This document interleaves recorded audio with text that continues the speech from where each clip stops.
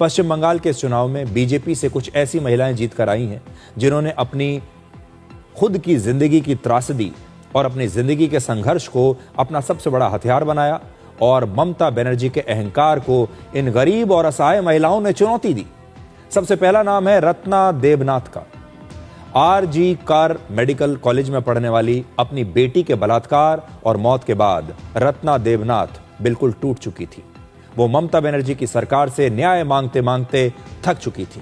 इसके बाद एक मां महिला सुरक्षा को मुद्दा बनाकर खुद ही चुनाव के मैदान में उतर गई और इस मां को ताकत दी बीजेपी ने, क्योंकि इस मां के लिए महिला सुरक्षा सिर्फ एक नारा नहीं था बल्कि एक दर्द था जिसे उन्होंने अपनी बेटी के बलात्कार और उसकी हत्या के बाद खुद महसूस किया।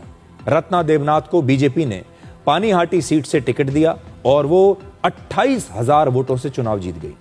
54 वर्ष की रत्ना देवनाथ की कुल संपत्ति सिर्फ 19 लाख रुपए है। सोचिए, सिर्फ 19 लाख रुपए की संपत्ति है इस महिला की।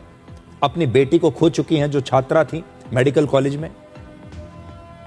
उस छात्रा का बलात्कार हुआ, उसकी हत्या कर दी गई और अब बीजेपी ने इस महिला को, इस मां को टिकट दिया और अब यह विधायक है। दूसरा नाम है रेखा पात्रा का। वर्ष 2024 में संदेश खाली में कई महिलाओं के साथ टीएमसी के नेताओं ने बलात्कार किया था और उनकी जमीन पर कब्जा भी कर लिया था।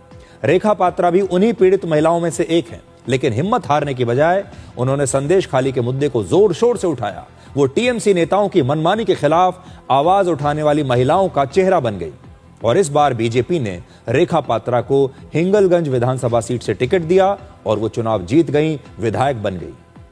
32 साल की रेखा पात्रा के पास सिर्फ 68,000 रुपए की संपत्ति है। सिर्फ 68,000 रुपए की संपत्ति। आप सोचिए, यह है रेखा पात्रा।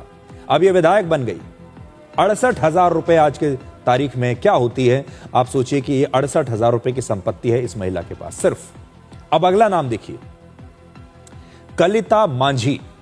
कलिता मांझी दूसरों के घरों में बर्तन मांझकर हर महीने सिर्फ 2,500 रुपए कमाया करती थी, लेकिन इस बार वो बीजेपी के टिकट पर चुनाव जीतकर विधायक बन गई।